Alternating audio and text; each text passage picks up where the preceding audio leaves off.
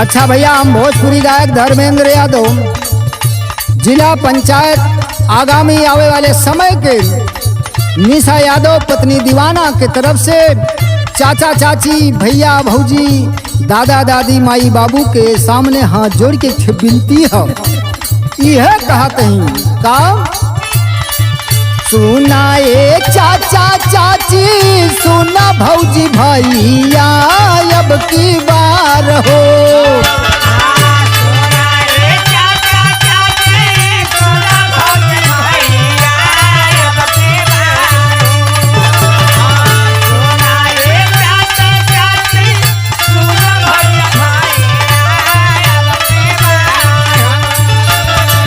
सुना ए चाचा चाची, सुना भौजी भैया अब की बार हो।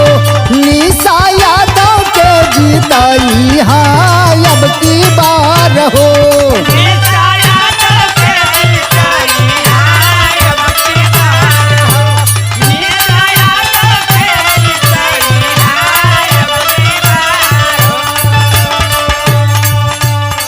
ये भैया लोगन गौर करिया बाबू, विद्या हम आपके लड़का हो, आपके बिटिया हो, सेवा करे चाहत हो अपने गांव क्षेत्र के, जिला पंचायत क्षेत्र के। कैसे सेवा कर चाहत बानी, सब ही के प्यार चाहिए।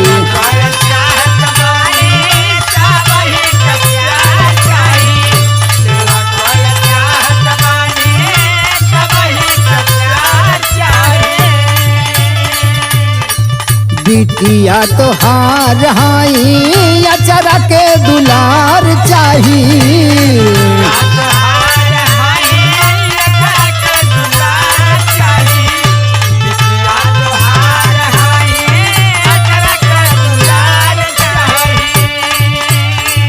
सेवा कर चाहत बानी, सब ही के प्यार चाहिए।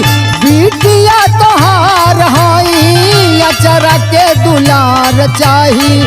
चहुमुख विकास जम के खूब करवैया अब की बार हो।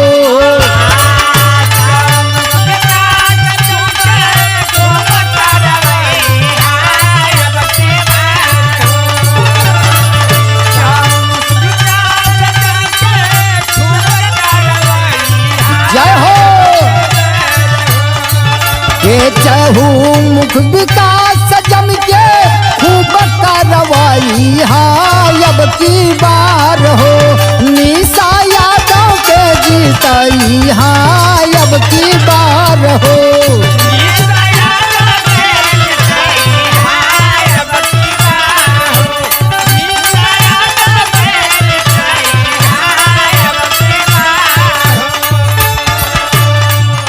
आप देखें दुख सुख के साथी कंधे से कंधा मिलाकर चलने वाली निशा यादव पत्नी दीवाना, आपसे कहनाम बा यह बिनती बा का भैया,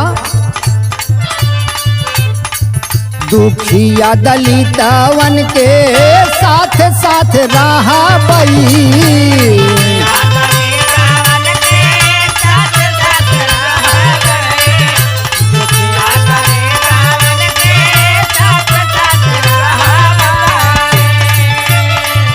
अब की मौका दई के देखाई है बात कहा बई।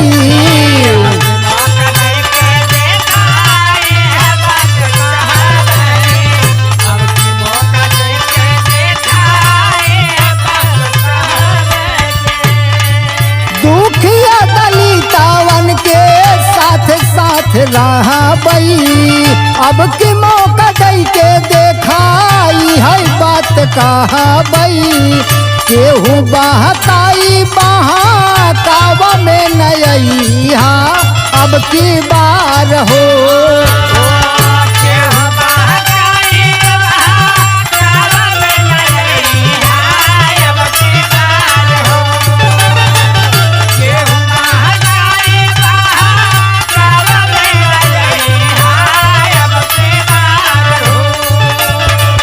केहू बहताई बहाकावा में नयैया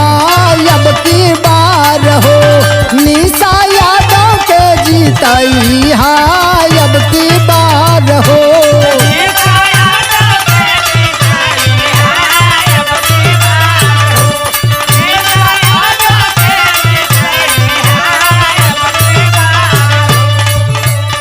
अरे भैया जिला पंचायत वार्ड नंबर 37 से ई बिटिया आप सबके सेवा करबे तैयार है। कैसे?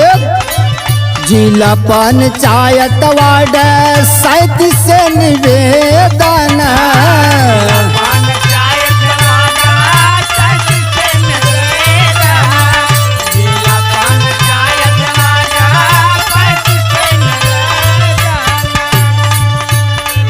मत दे जितावा सबसे बाटे निवेदन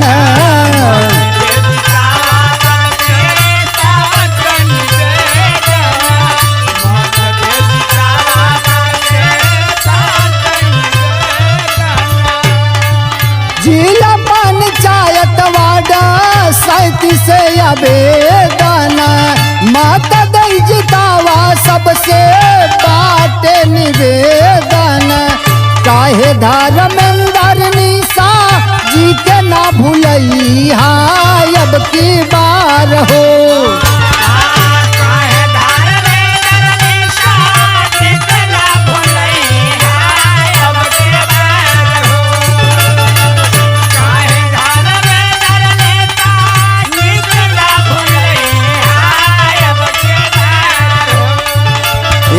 काहे धर्मेंद्र जी के ना भूलई हाय अब की बार हो। निशा यादव के जीतई हाय अब की